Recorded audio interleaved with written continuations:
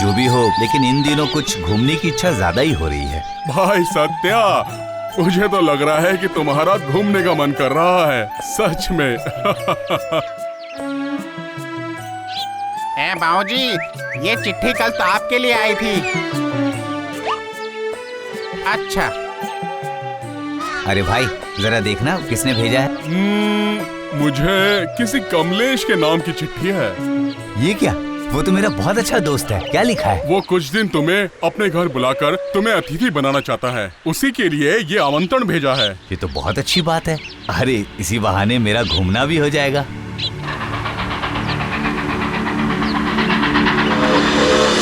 अरे अरे, आओ भाई, आओ सत्या, आओ। इतने दिनों बाद तुम्हें देखा तो बहुत ही अच्छा लगा मुझे। मैं भी उम्मीद करता हूँ सब अच्छा होगा। लेकिन अब तुम्हें देखने के बाद और भी अच्छा हो गया। आओ आओ आओ, अब चलो घर के अंदर चलते हैं। आओ चलो।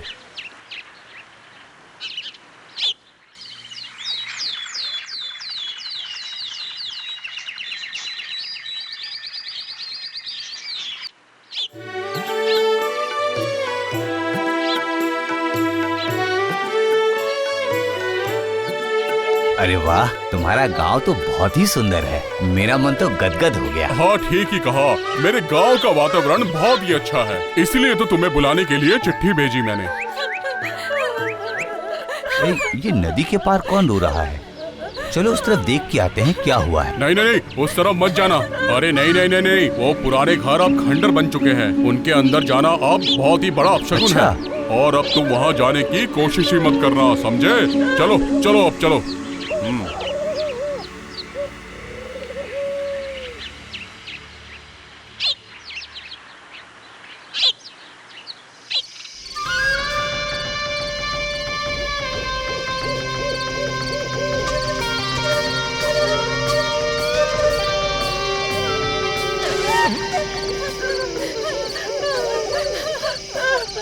अरे हाँ, आज भी वहीं से रोने की आवाज आ रही है।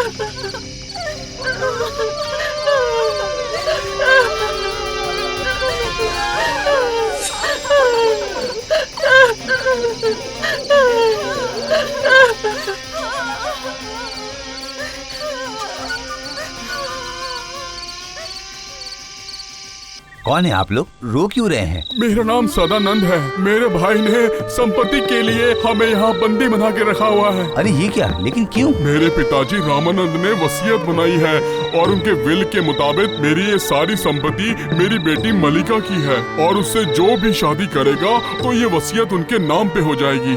अगर वो 20 वर्ष की होगी और उसकी शादी नहीं हुई तो ये सारी संपत्ति का मालिक मेरा सौतेला भाई बन जाएगा। कुछ ही दिनों में हमारी बेटी मालविका 20 साल की हो जाएगी। कोई इंसान इतना भी लालची हो सकता है? आपका सौतेला भाई कहाँ रहता है? इसी गांव में रहता है, उसका नाम सत्या है। अरे ये क्या?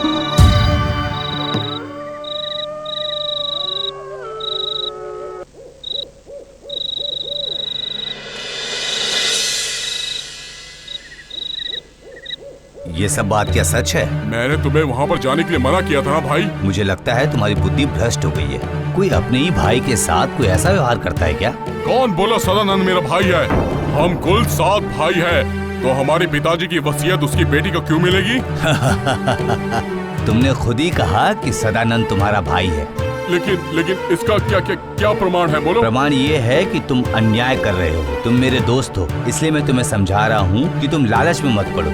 और मैं कह रहा हूँ कि तुम मेरे पारिवारिक जिंदगी में दखल मत दो। ये मेरा निजी मामला है, कान खोल के सुन लो। ठीक है, लेकिन मैं जान सुनकर कोई अन्याय नहीं होने दूंगा। मैं तुम्हारी कोई भी मनोकामना पूर्ण नहीं होने दूंगा। तुम सोच के रखना कि तुम क्या करने वाले हो। तुम अपनी खुद की मुसीबतें बढ़ा रहे हो दोस्त।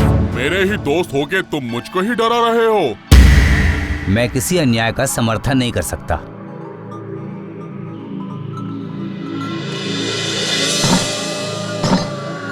जल्दी जल्दी करो, अरे जल्दी जल्दी करो।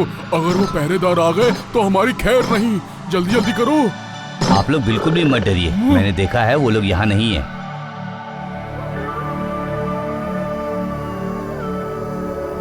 आप महान हैं। कैसे मैं आपका शुक्रिया अदा करूं? ये सब बात बाद में होगा। अभी आप लोगों को अलग अलग जगहों पे छुप कर रहना होगा, जिससे मेरा दोस्त आप लोगों को खोज नहीं पाए। ठीक है, मैंने अपनी बेटी की शादी नहीं करवाई तो पूरे के किराए में पानी फिर जाएगा और सारी मेहनतें बेकार चली जाएंगी। ये सब आप मेरे ऊपर छोड़ दीजिए, अभी यहाँ से निकलते हैं।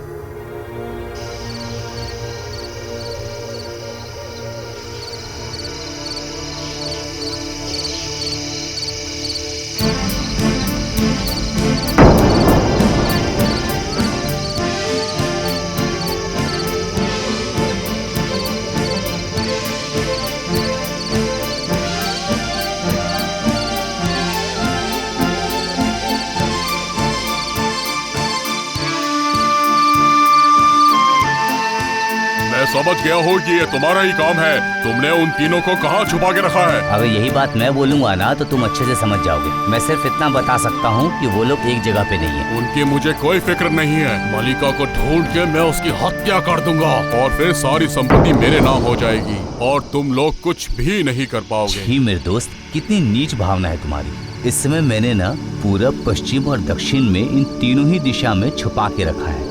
एक को खोजने के लिए 1 दिन का समय लगेगा तुम्हारा। खोजना शुरू कर दो। देखो देखो तुम्हारा भाग्य तुम्हारा साथ देता है या नहीं।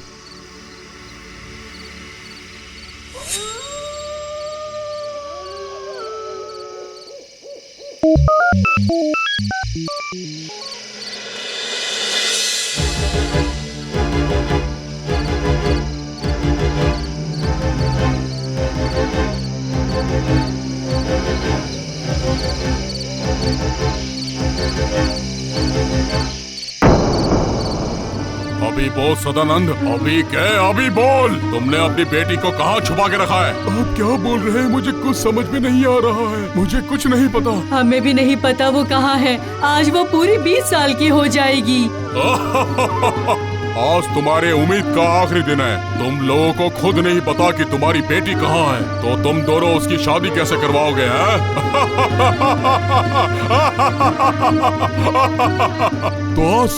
तो आज से मेरी पूरी संपत्ति के मालिक तो तुम हो। अब तुम हम दोनों को जाने दो। हम अपनी बेटी को ढूंढ कर लाते हैं। हमें जाने दो। रुको रुको रुको, तुम्हारे उस महान को तो आने दो। उसने मुझे युद्ध के लिए आह्वान किया था। आज देखते हैं कि कौन जीतता है और कौन हारता है। वो बहुत अच्छे इंसान है, उन्हें कोई तकलीफ मत पहुंचाना। मुझे सिर्फ अपनी संपत्ति से मतलब है। संपत्ति तो मैं मलिका को कुछ भी नहीं होने दूंगा, चाहे कुछ भी हो जाए, कुछ भी हो जाए। लेकिन शादी तो हो चुकी है मेरे दोस्त। क्या? हाँ, थोड़ी देर पहले ही मालविका की शादी हुई है और उसके दूल्हे का नाम है सत्य प्रकाश। मैंने ही मालविका से शादी की है। इस हिसाब से रामानंद जी के वील के हिसाब से मैं रामानंद जी का दामाद, मैं इस पूरे संपत्ति का मालिक हूँ। हाय हाय हाय, अब मैं क्या बोलूँ? मेरी तो पूरी मेहनत पर पानी फिर गया। तुम्हारी आशा, मैं अन्याय देखते ही न्याय की राह पर चल पड़ता हूँ, इसलिए मैंने ये काम किया है, सिर्फ तुम्हें शिक्षा देने के लिए। मैं तुम्हारा नुकसान नहीं चाहता। तुम्हारे संपत्ति का 1 रुपया भी मैं नहीं लूंगा। मैं और मेरी पत्नी अपने पूरे परिवार के साथ दूसरे गांव में रहने के लिए जाएंगे। तुम्हारा धन तुम्हें ही मुबारक हो। जाते जाते सिर्फ मैं ये कहना चाहता हूँ कि लालच के कारण अपनी इंसानियत की हत्या कभी नहीं करनी चाहिए। तुम जिंदगी भर सुखी रहो बेटा, हमारा आशीर्वाद हमेशा तुम्हारे साथ है। दीर्घायु हो बेटा, तुम्हें लंबी उम्र